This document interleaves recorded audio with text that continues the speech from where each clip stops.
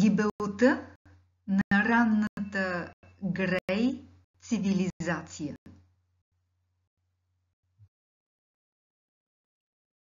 Можете да поставите субтитри на предпочитания от вас език чрез настройки. Отказ от книгата на Къртни Браун "Пътешествия на съзнанието". Гибелта на ранната Грей цивилизация. Една от основните цели на моите изследвания е да разбера цивилизацията Грей. Исках да получа подробни данни за историята им, за предизвикателствата, пред които е била изправена тяхната култура. Тук представям данни от 3 отделни дистанционни сеанса. Първият от тях бе проведен сляпо, категория 4, а ключът беше Грей, ранна цивилизация. Вторият и третият бяха солови сеанси, категория 1. Дата 16 юни 1994 година. Място Атланта, Джорджия. Данни категория 4. Дистанционно мониториране. Координати на целта 4923 82 16. От първите 2 предварителни етапа установих, че зададената цел е разположена на твърда земя, близо до течно пространство и изкуствено създадена структура. Улавям синьо и черно, мокри повърхности. Хладно е. Усещам вкус на сол и риба. Чувам плясък. Възприемам структура, разположена на равна повърхност. Рисувам я на скицата на етап 3.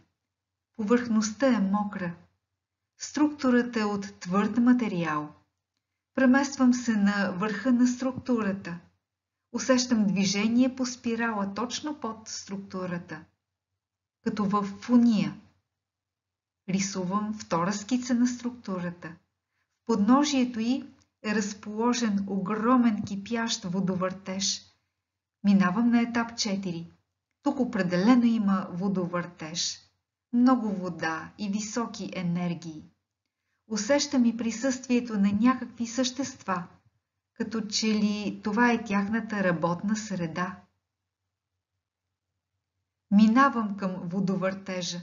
С невероятна мощност той смуче водата някъде долу. Съществата са хуманоиди и силно развити в технологично отношение. Влизам в структурата. Прилича на летателен апарат, може би космически кораб. Отново се пренасям към хуманоидите. Те са специалисти по водите, може би океанолози. Интересува ги рибата, като че ли им трябва, за да се подготвят за някаква промяна. Усещам разрушаване на тяхното местообиталище. Виждам компютър или пулт за управление. Не е най-модерната апаратура, която съм виждал на други извънземни кораби. Като че ли тази структура е болница или друго стерилно съоръжение за хуманоидите. Чисто е. Тръгвам към тях. Приближавам се. Те са от типа на Грей, но не съвсем. Очите им не са толкова големи. Това са определено Грейове. Очите им са дълбоко поставени. Тези приятели май ме забелязаха. Изненадани са от вида им ми. Странно. Никога преди не са се учудвали на външността ми. Те са респектирани. Някой току-що им каза, че могат да си сътрудничат с мен. Как са облечени? Носят униформи с пришити на тях знаци. Скицирам ги. Същите знаци видях на униформите на грейовете, които спасиха – сърцевидна фигура с змия в средата. Това е вероятно емблемата на техния корпус или военна част. Влизам в мислите им. Не улавям нищо, сякаш моите възприятия са несъвместими с техните. Опитвам се да разбера къде се намират. Въпросът за локацията ги смущава. Боят се да не ме объркат с това, което ще ми кажат. Не искам да ги притискам. Не е земята в края на краищата. Мониторът ми подава задача за определяне на траекторията на летателния апарат назад до мястото на домуването на машината. Виждам град, а пред него обширно открито пространство, сгради с гладки полирани стени. Много от зданията са с изострени като кули върхове. Остра миризма на сажди, като че ли това е техният роден свят. Опитвам се от тази перспектива да разбера какво означават знаците на техните униформи. Това са символи на корпус за спасение. В момента става нещо опасно, катастрофа, бедствие и този корпус е бил задействан за провеждане на спасителна операция. Усещам ясно, че тази военна единица е била създадена по времето, когато ранната им цивилизация е изправена пред катастрофа. Усещам миризма на изгоряло, силна, задушлива миризма. Улавям наличието на огромна маса екологични отпадъци. Сондирам понятието им за ръководство. Обществото на Грейовете е изключително егоистично, а алчността е институционализирана. Приема се за съвсем нормално, ако индивидът граби това, което е пожелал, без да се интересува за общото благо. Имам странна асоциация, въстание някъде в подпространството. Ще го отбележа като въстанието на Луцифер. Продължавам нататък. Сондирам представите им за катастрофа и спасение.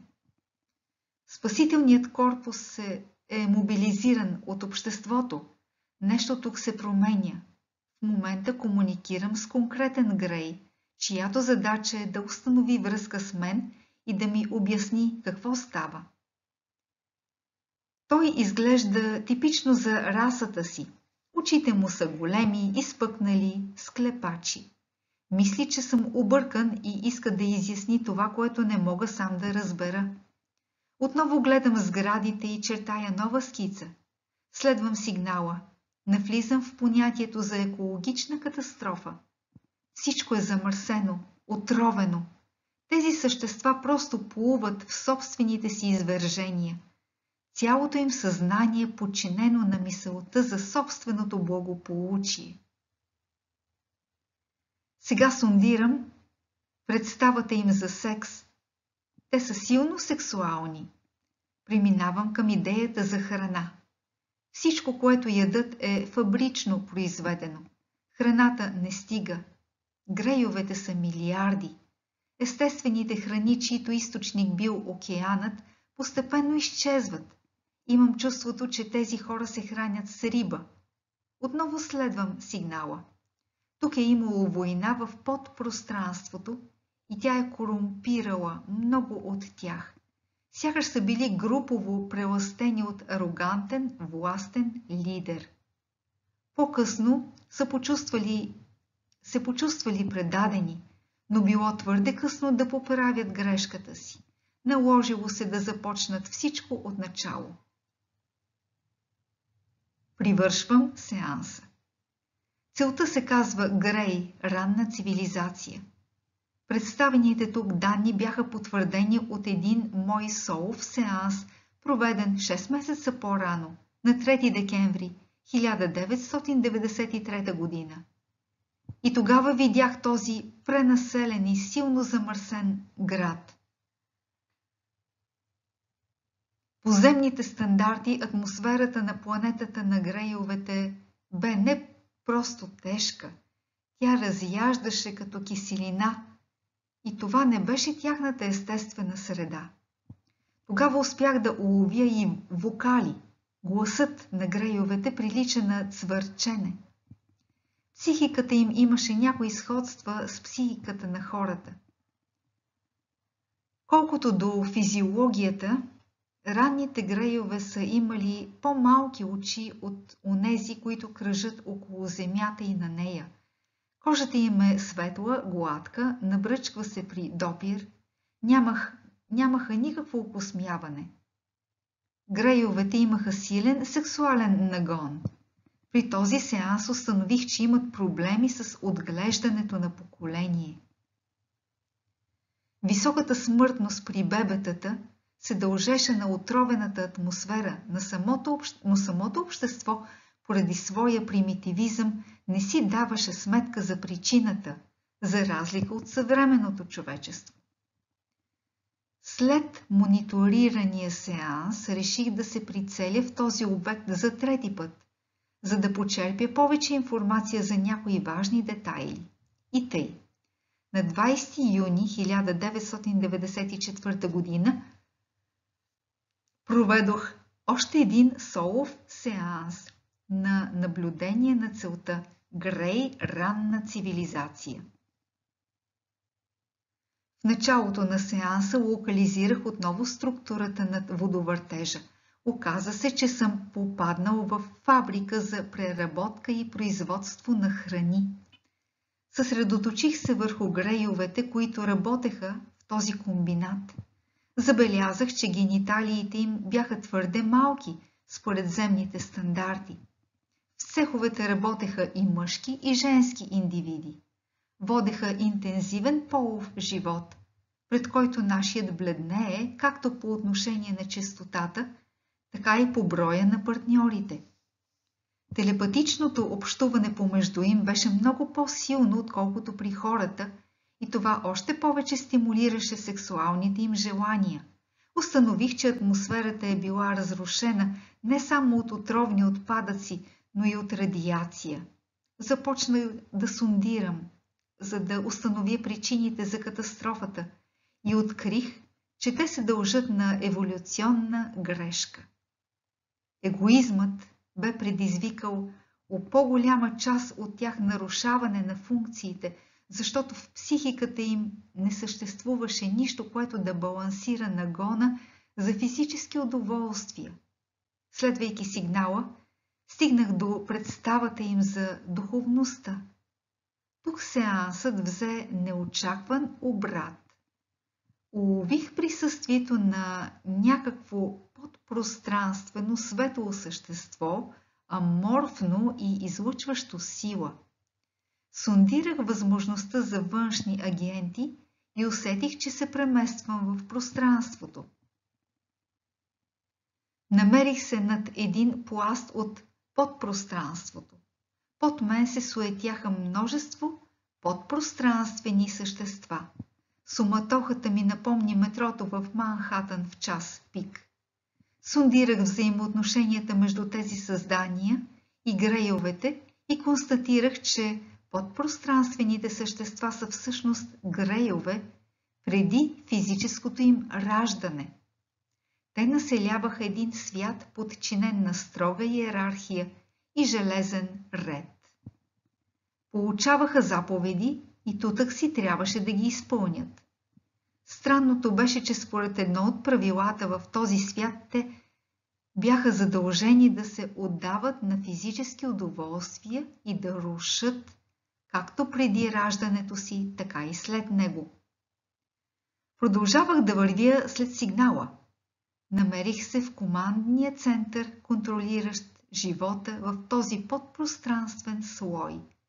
Той се ръководеше от около 10 същества с различни длъжности и степени на подчинение. Центърът беше обзаведен като офис по такъв начин, че милитаристичната организация на това общество да стане съвсем очевидна. Скоро застанах пред лидера на центъра. Това беше същото светло аморфно същество, което вече бях видял на един по-ранен етап от сеанса. Влязох в ума му. За съжаление, там цареше непрогледен мрак. Сякаш съществото страдаше от тежко психическо разстройство. Той изпитваше патологичен страх от смъртта. Беше убедено, че за да оцелее, трябва постоянно да се бие, да се сражава, да напада. Съзнаваше, че на няколко пъти е допуснало груби грешки и се страхуваше да не бъде наказано заради тях. Този лидер беше съвършено неспособен да създаде някакъв план за помирение или примирие. Страхът не позволяваше да мисли за това. Изведнъж разбрах, че беше всъщност терорист. Основната му цел беше да разруши света на грейовете. Първата му задача при изпълнението на този план бе да всели страх във всички части на това царство и по този начин да отслаби всяка възможна съпротива. Страхът беше ключов инструмент във всичко, което правеше. Той държеше душите на грейовете като заложници. Черният му разум искаше да постигне споразумение, което да му гарантира оцеляването, но при някои специфични условия. Искаше да добие неограничена власт в своя подпространствен слой и да се разпорежда над всичко като диктатор. Нещо повече, той искаше да бъде боготворен. Стремежът му към въздигане на собствената си личност в култ бе предизвикана от слабостите в собствената му личност. Някъде дълбоко у себе си той знаеше, че нищо не струва. И тази ниска самооценка трябваше да бъде компенсирана чрез обожанието на другите към него. Съществото започна също да ме наблюдава. То се премести във времето и пространството, за да се приближи към мен. После се спусна в моя офис като тъмен подпространствен облак и ме заобиколи от всякъде, както седях на бюрото си. За свое очудване не изпитах никакъв страх. Ние просто се проучвахме взаимно. След около 30 секунди то напусна моя свят с убеждението, че аз съм дребно, безобидно създание, което с нищо не заплашва неговата власт. С други думи, бях боболечка. Обсъждане. Очевидно е, че причините за погиването на тази цивилизация лежаха дълбоко в подпространството. Макар че не разбирам напълно всички събития, довели до колапса й, аз съм сигурен, че грейовете сами са унищожили своя свят. След това вече е трябвало да изработят стратегия за оцеляване. Физиологичните разлики между ранните и съвременните грейове ме навеждат на мисълта, че след катастрофата те са преживели значителна метаморфоза. По-големият размер на очните им орбити показва, че е трябвало да се приспособяват към живот на тъмно, може би под повърхността на планетата. Това е естествено, като имаме предвид отровената атмосфера на планетата към момента на катастрофата. Съвременните грейове не водят полов живот, което предполага, че на даден етап те са се освободили генетично от този физиологичен процес. Мога да предположа, че са се кастрирали на генно ниво. Причината за това е вероятно в необходимостта да контролират и ограничат популацията си. Това означава обаче и нещо друго, че са намерили алтернативни форми за възпроизвеждане на вида, например чрез изкуствено създаване на зародиши.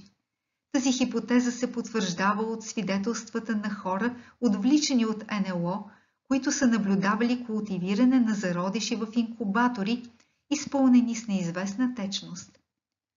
Възможна е и друга причина за решението да се освободят от сексуалната си потребност. Съвременните грейове не само не се размножават по полов път, но са и напълно лишени от полов нагон.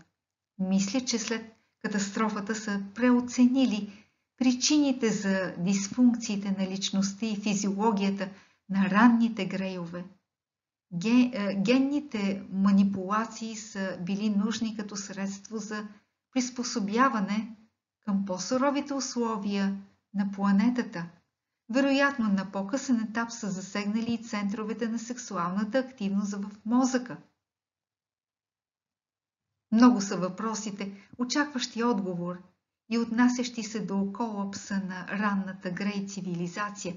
Не зная почти нищо за лидера от подпространството, дирижиращ катастрофата на планетата, която по всяка вероятност се е протекла под формата на серия терористични актове.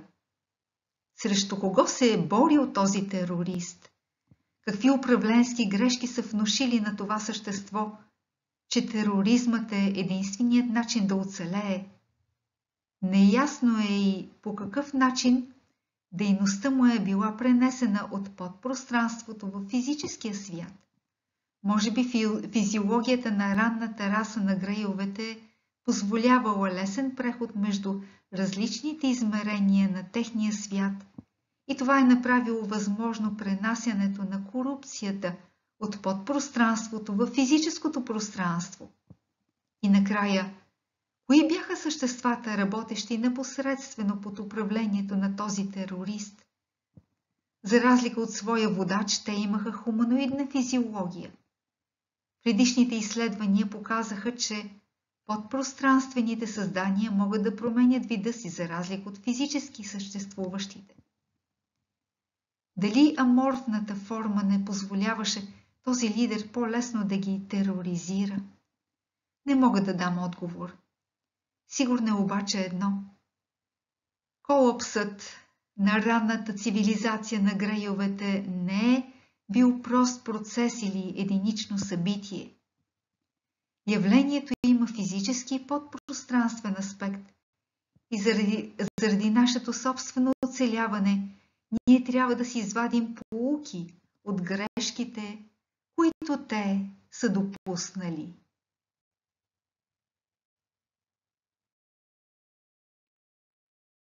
Посетете библиотека Скрити хоризонти.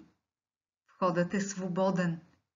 Достъп до библиотеката можете да получите чрез заявка на имейл yourplumar@gmail.com.